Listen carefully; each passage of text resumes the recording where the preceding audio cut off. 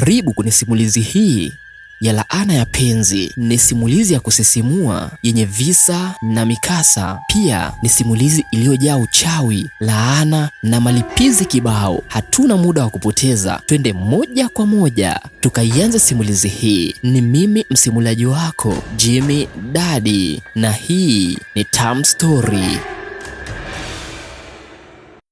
Kijiji cha Mzigile kilikuwa maarufu kwa misitu yake mikubwa, mito yenye maji safi na hadithi za kale zilizohusisha wachawi, majini na mapenzi ya ajabu. Katika kijiji hicho aliishi kijana mmoja aliyefahamika kwa jina la Juma. Alikuwa ni mchunga ng'ombe mwenye moyo wa huruma, na binti mrembo aliyefahamika kwa jina la Zawadi. Ni binti wa kiongozi wa kijiji. Mara ya kwanza Juma na Zawadi walipoonana kwenye chemichemi ya maji hapo kijijini, macho yao yalikutana na ulimwengu ulisimama kana kwamba muda ulijifuta. Juma alihisi mwili wake ukitetemeka sana, na Zawadi naye alihisi moyo wake ukipiga kwa kasi isiyo ya kawaida. Msikilizaji, haya hayakuwa mapenzi ya kawaida kabisa. Ilikuwa ni kama nguvu kubwa ya ajabu kati yao wapenzi wawili iliwachanganya. Lakini wazee wa kijiji walijua siri.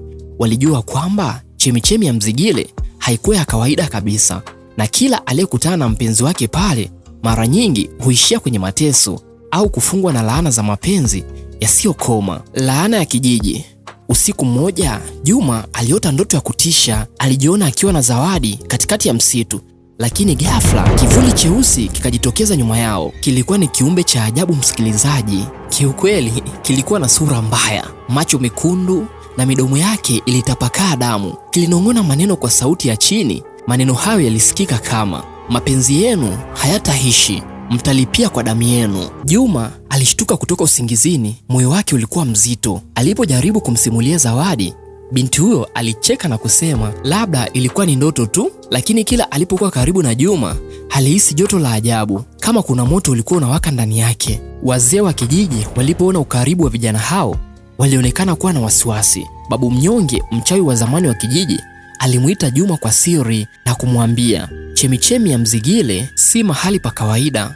Kuna roho ya malkia wa kale aliyeitwa Malkia Sauda. Ni malkia ambaye kwenye historia yake alilaaniwa na mapenzi yasiyokamilika. Hivyo alihaidi yeyote atakayepata mpenzi kwenye chemichemi hiyo ataubeba mzigo wa mateso yake. Juma alibaki kustahajabu, lakini hakuweza kuachana na Zawadi, maana penzi lao lilikuwa zito na limepamba moto kuliko maelezo. Ishara za ajabu.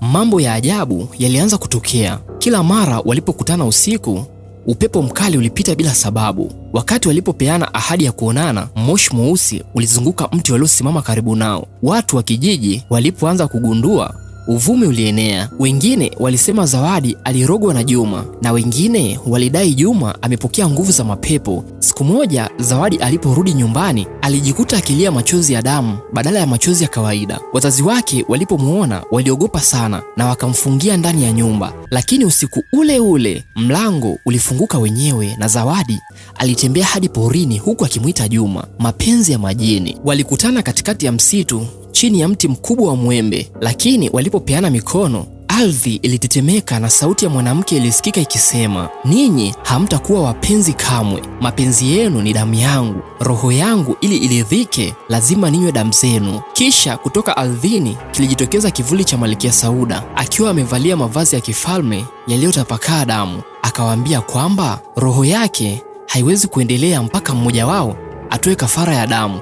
Juma na Zawadi walikataa, lakini tangu siku hiyo kila walipojaribu kuishi maisha yao ya kawaida, tukio la kutisha lilitokea. Mazao yalikaa kikauka, watoto walilia usiku, na watu waliona kivuli cha mwanamke mrefu mweusi akiwafuata. Juma aliamua kutafuta msaada kwa mganga mkongwe aliyeishi huko mbali juu mlimani. Mganga huyo alimwambia kwa njia pekee ya kuvunja laana ni kwa kujitoa katika mapenzi ya kweli. Mmoja kati yao lazima ajitoe mhanga ili mwingine aishi. Zawadi alipogundua ukweli huo, macho yake yalijaa machozi. Alimkumbatia Juma na kusema, mapenzi yangu kwako hayafi. Ikiwa mmoja wetu lazima atoweke, basi iwe mimi, wewe ubaki uishi ili ushuhudie kwamba mapenzi yetu yalikuwepo.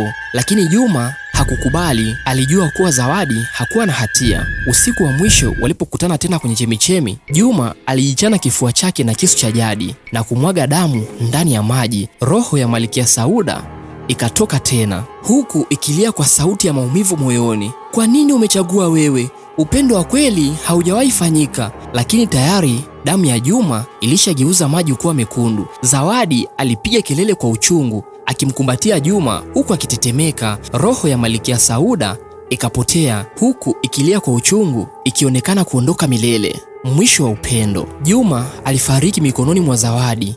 Kijiji kizima kilishuhudia tukio hilo kwa mshangao na hofu. Wazee walitangaza kwamba laana ya kale imevunjika, lakini gharama yake ilikuwa ni damu ya upendo wa kweli. Zawadi alihapa kuishi maisha yake yote akimkumbuka Juma, na kila usiku alisikia sauti ya mpenzi wake Juma hewani ikimnong'oneza, mapenzi yetu hayafi, nipo na wewe kipenzi changu daima.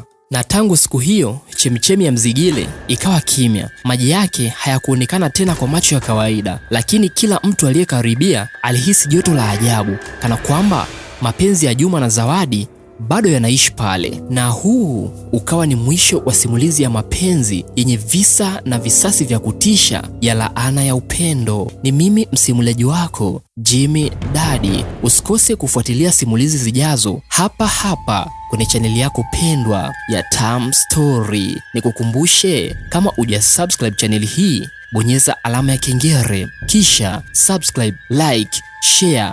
Usisahau kucomment, niandikie ujumbe mfupi unasikiliza simulizi hizi ukiwa wapi. Na hii ni Tam Story. Enjoy.